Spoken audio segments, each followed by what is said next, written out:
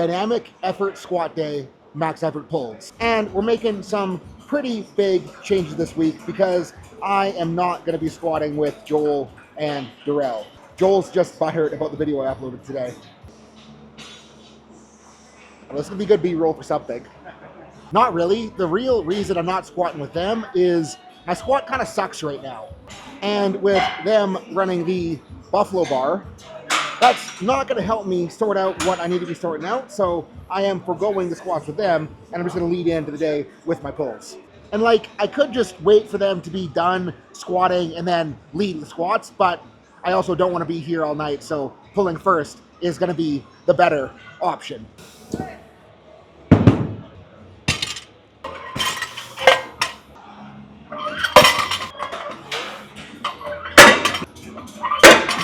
And we're running some stiff bar block pulls again.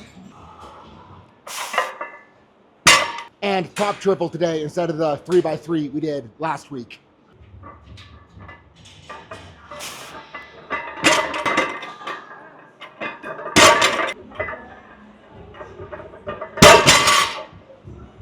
And like, if you're wondering why I'm running the block pull with the stiff bar right now, when I was pulling up the floor, leg drive felt strong as shit, but on top of that strong leg drive, it was like my torso was just going, now that I don't have as much of a belly to support the brace. And the block removes leg drive from the equation and overemphasizes hip and back stuff.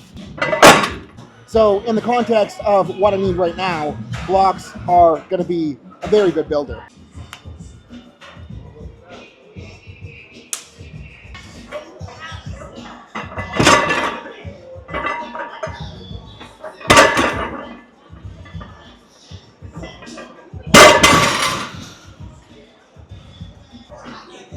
And that felt okay, but not insane. So I figure 635 going to be a good FAFO set. And Joel was kind of giving me some shit about my efficiency in this training session, how he thought I should just wait for him to finish and then get in and do my squats right away. So current goal is to finish up my pulls and my squats before he's done all of his pulling. Can we achieve the objective? And I just realized that I should probably take a bathroom break before my next set, so we'll get hustling. I don't know why I'm putting chalk on now. I always put chalk on after my belt, so I'm going to go and do it right.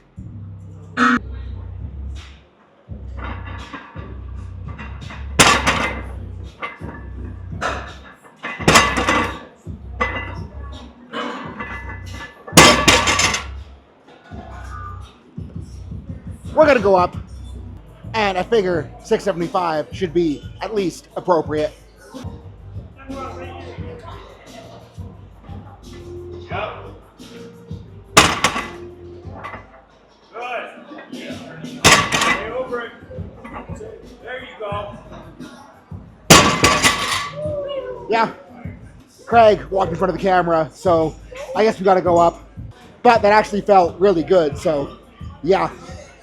And like, the temptation is to load 725, but my objective for the day is to build momentum, not just find out how heavy I can block pull. So we're going 705. Also, Joel Gress update. They haven't finished loading their first work set yet, so I like our chances still.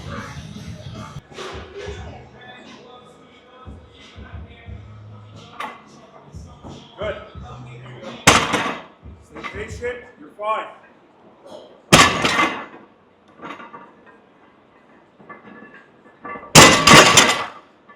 Yeah. And like, I get it. 705 block pull, not cool at all. But what is cool is that this is so much freaking better than it was last week. And it's touching exactly what my pull from the floor is missing. So yeah, we're gonna be okay. And now I gotta yank this off the blocks and unload the sucker so I can get my stiff legs in and then get my squats in before Joel's done his deadlifts.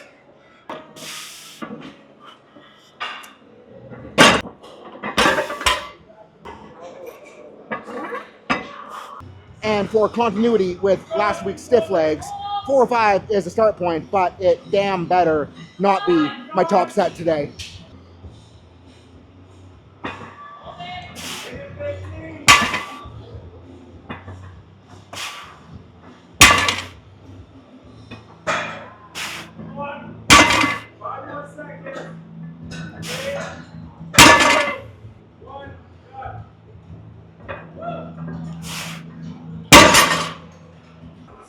Okay, 455.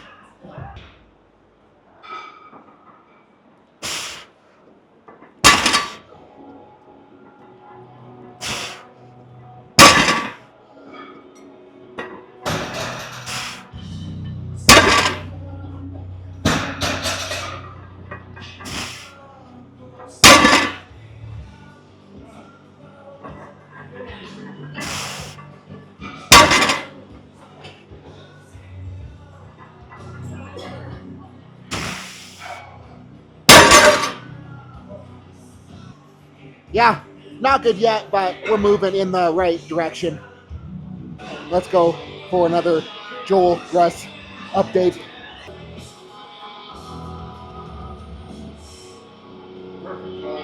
Yep.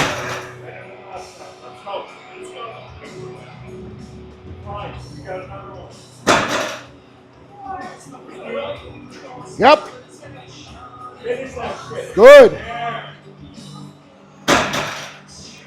Yeah.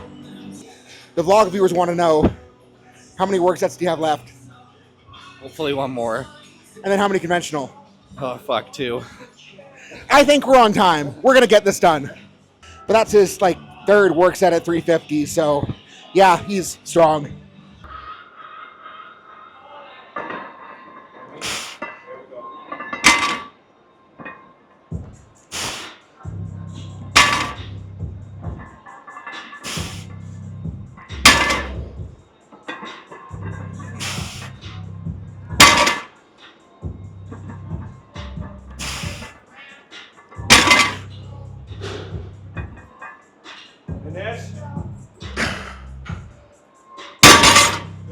Yeah, that was okay.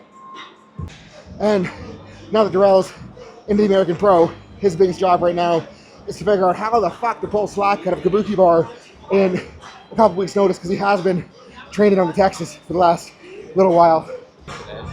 No? Fuck yeah. Progress. What do you think it is? What do you think it is? Oh, wow. Well, don't change it then. Yeah, no, I know. Find it!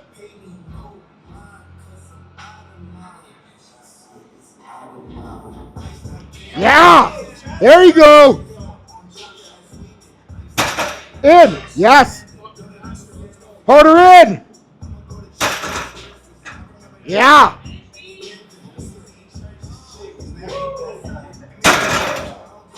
That was better. Yup. Okay, now I gotta hurry the fuck up so I can beat you. And now we speed run, unload the deadlift bar. I don't think I can actually pull 4 plates off at once. That'll be too difficult.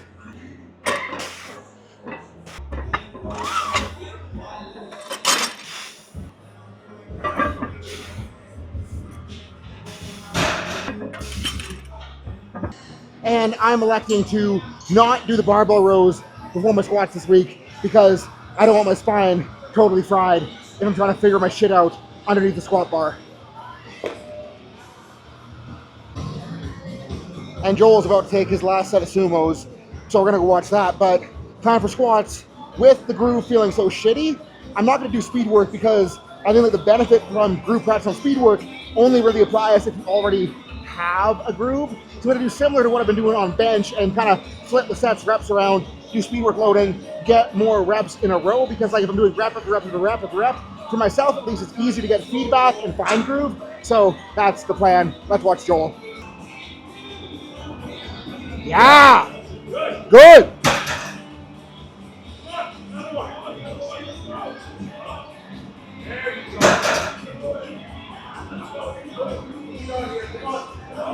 Yes! Woo! What's the verdict? Fun. That's all you're gonna say? I don't know, man. Hard. Don't want to do again. Glad progression is done. For the guy saying that I need to put more Joel in the vlogs, this is why I don't put a camera in his face. Not entertaining. We need to progressively overload the personality. Okay, squat time. No idea on reps.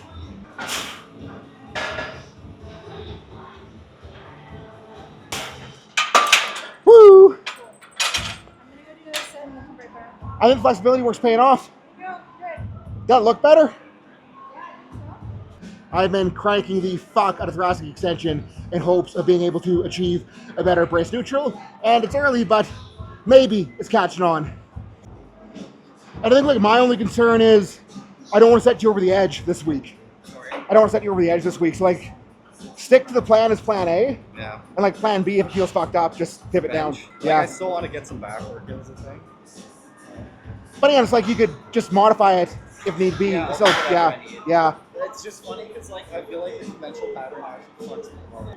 Like a sniff, I like. You can kind of glued away from it. Yeah. Yeah. I know, like, but I could definitely get away from it. Huh. Versus like a conventional, like.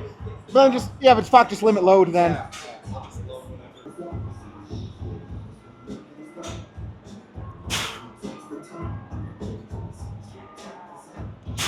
And if this feels like it's enough to get like a sense of brace practice, probably gonna run work sets here because the goal of these squats is not to make them hard, it's to make me hard in the sense of bracing, not the other thing.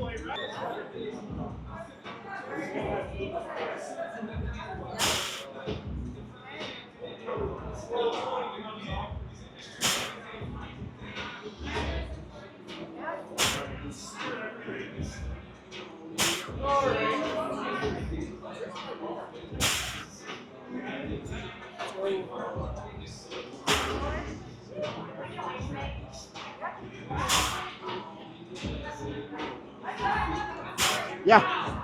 Sick. Am pretty okay with that. But we'll go up just a little bit so we can get maybe a little bit more realistic needing to wedge into the bar practice.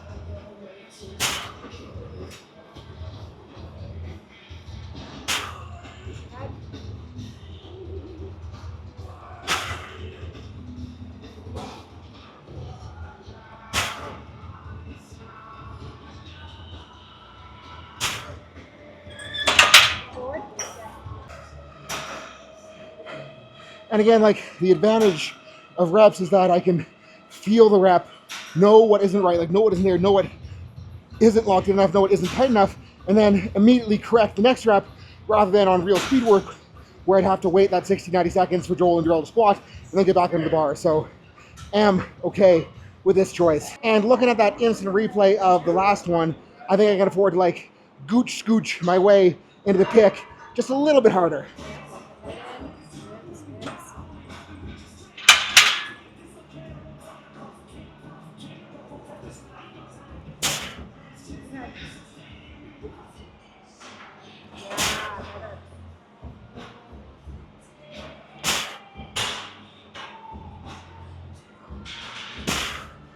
Chin.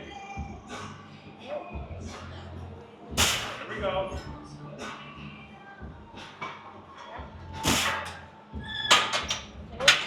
Good.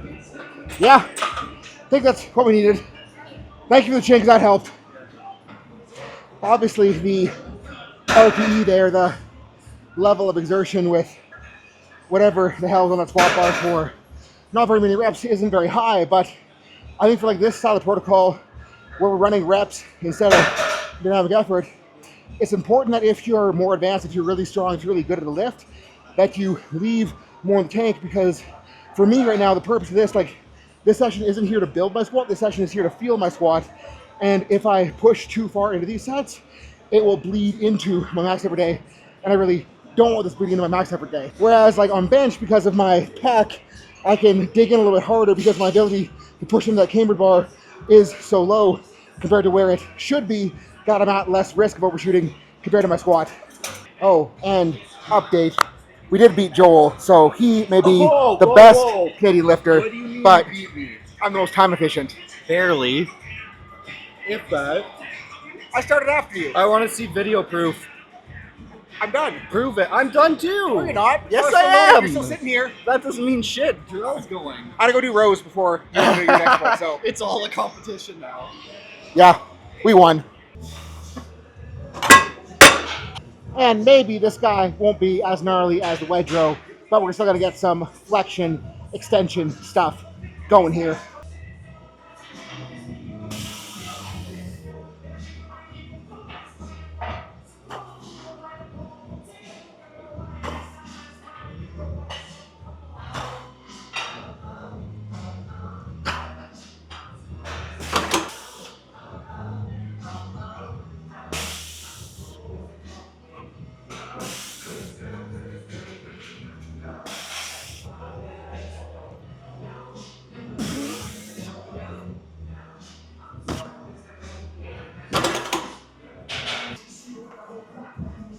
And look at Joel in the background, just barely done his deadlifts now.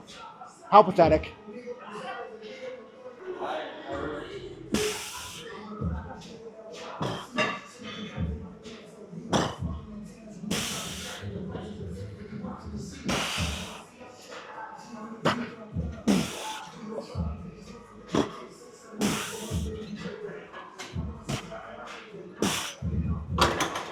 That hit the spot.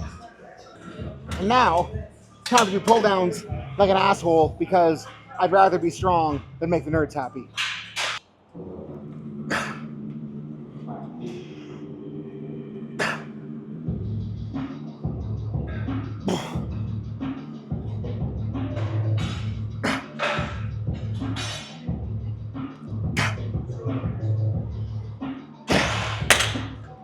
Put a little bit more weight on the stack this time.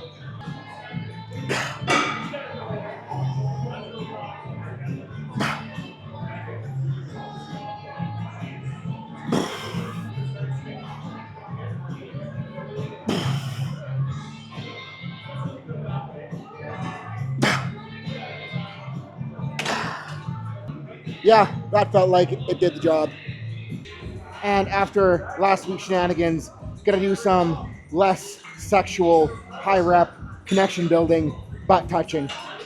And like trying to put ass into the 45-degree back raise, the whole trick is to like think about doing a crunch and then just like holding your rib cage down and then only extending the hips. And if you do not feel just a ton of butt cheek and nothing else but butt cheek, you're really doing something wrong here. And it's like, other way to think about it is I'm just like trying to think about shoving my hips through the pad, and I'm only lifting myself up because my hips are driving down that way. And oh, that's a pump. Mission accomplished. We'll do another, but I don't know if I'm going to film another.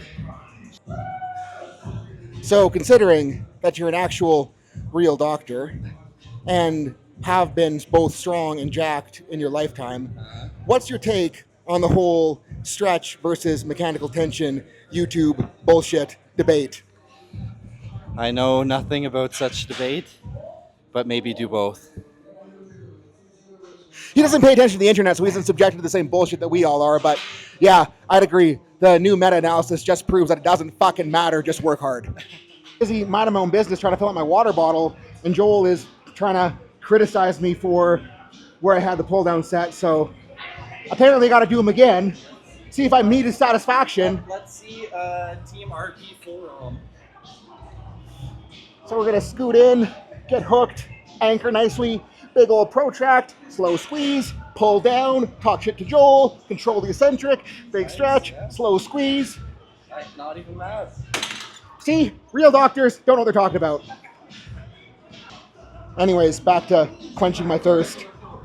And maybe if his pull down was stronger, he wouldn't have so much trouble with his bench.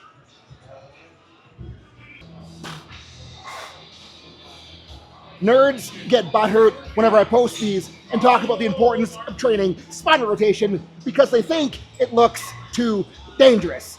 But the thing is, they're right, because if you've never trained spinal rotation, it's probably not a good place to start. Instead, you can start light, grab a low cable, hinge over, control your rotation back towards the stack, and then pull yourself away as far as the range of motion allows. And if that's still too gnarly, you could do the same thing just standing upright instead of bent over. Now that filming the reels over, I'm gonna go back and jam on Ooga Boogas. And the key to making these guys work is understanding that the work isn't on the way up, the work is ripping it down and then catching it and ripping it back down on the opposite side.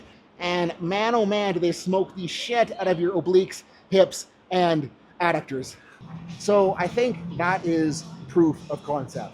And obviously, like block pull with a power bar is not the same thing as a deadlift from the floor with a stiff bar. But like I was saying, like the fact that it is that much better than it was last week, the fact that what felt like it was the limiting factor last week has started to catch up. Like I'm learning to secure my brace again at this body weight. And like that probably shows that it isn't brace strength, or just like learning the brace strategy, learning how to lock in, learning how to get tight against the belt when I don't have as much belly. But it doesn't matter if it's getting that much better. My pull should be moving in the right direction. And obviously I won't know until I do pull off the floor again. But if I can keep pushing this ahead, keep feeling good as I descend on block, ascend on weight through the next couple waves, I think when I do get to the floor, we should be in a really freaking good spot. And for that, I am excited. And I think the lesson here for you guys is that with how shit all of my deadlifts have been up until this point, since kind of kicking out of the diet and getting back to conventional going to meet prep, like the biggest thing that I did that allowed today to happen is that even though the deadlifts were going shitty, even though I felt terrible, I wasn't letting it stop me from doing work. So if you're having sessions that aren't good, that don't feel good when shit's not clicking, it doesn't freaking matter what's on the bar. What matters is that you're still putting in effort. You're putting in the mental effort to figure the shit out and do the right things in order to move you forward. And as long as you're putting in both the physical effort and the mental effort, given enough time, it is going to click again. And a lot of times it's just a matter of literally giving enough time and doing enough work for shit to start happening. And if you guys need help with your training, even if it is just hearing the harder truths like that, hit that link below, sign up for Team Activated, because my goal with that is to help you become a better lifter and a better coach by giving you the mentorship and feedback necessary for you to take what you're doing, build on it, and improve. So get in there, sign up. It is freaking sick.